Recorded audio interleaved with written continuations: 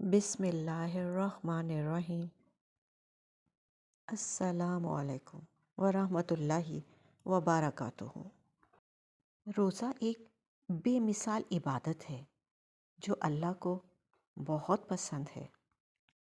روزہ روزہ سخت نہیں ہوتا اور ہو ہی نہیں سکتا سخت۔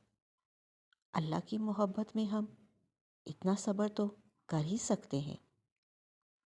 اللہ اور انسان کے درمیان رمضان تو عشق بن کے آتا ہے، اور عین ممکن ہے اس رمضان جو تم اللہ سے مانگو تمہیں وہ دے دیا جائے۔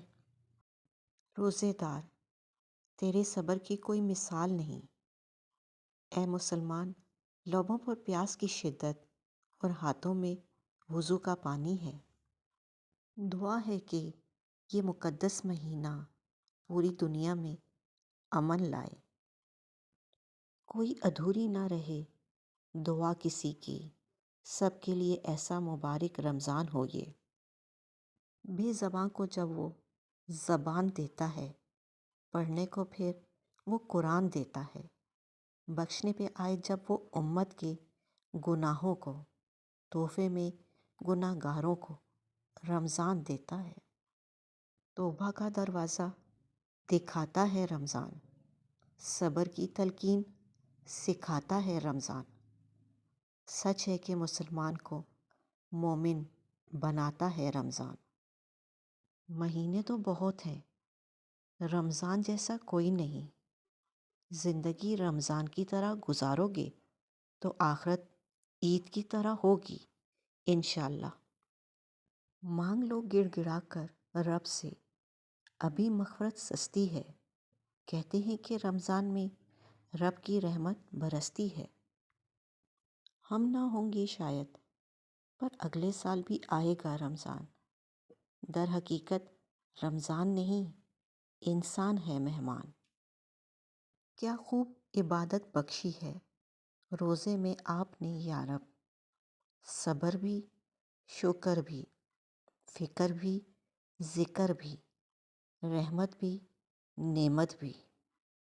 رسول اللہ صلی اللہ علیہ وآلہ وسلم نے فرمایا، رمضان کا مہینہ ایسا ہے جس میں نفل عبادت کا ثواب فرض کے برابر اور فرض عبادت کا ثواب 70 گنا بڑھا دیا جاتا ہے۔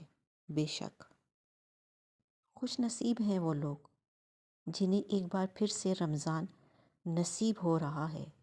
یا اللہ پاک ہمیں اس ماہ رمضان میں بخشش پانے والوں میں شامل فرما، آمین یا رب العالمین۔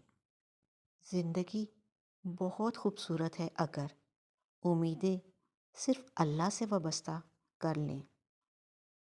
انسان جب اچھا سوچتا ہے، اللہ خود ہی راستے بنا دیتا ہے۔ اگر انسان کو یہ بات سمجھ آ جائے کہ زندگی سفر ہے، منزل نہیں، تو اس کی زندگی کی ساری الجھنیں ختم ہو جائیں۔ سب کچھ میسر ہونا زندگی نہیں، بلکہ جو کچھ میسر ہے اس پر خوش رہنا اور شکر ادا کرتے رہنا زندگی ہے۔ نیکی تو اس خوشبو کی مانند ہے جو نیت کے پھول سے پھولتی ہے۔ جتنی نیت صاف ہوگی اتنا ہی پھول خوشبودار ہوگا۔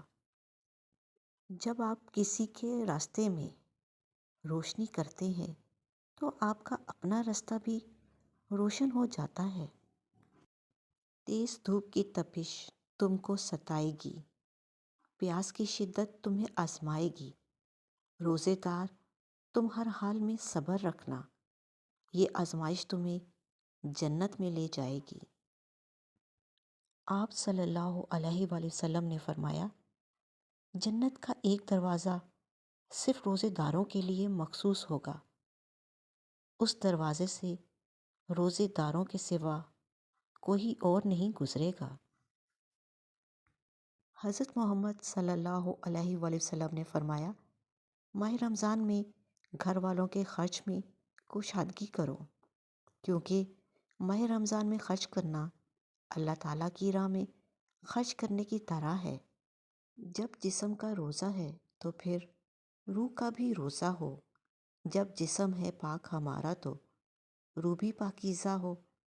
سنت نبوی صلی اللہ علیہ وسلم پہ چلنا، دور گناہوں سے رہنا مومن کی پہچان ہے۔ یہ روح رمضان ہے۔ اپنا اور اپنوں کا خیال رکھیں، خوش رہیں، خوشیاں بانٹیں۔ اللہ نگہبان۔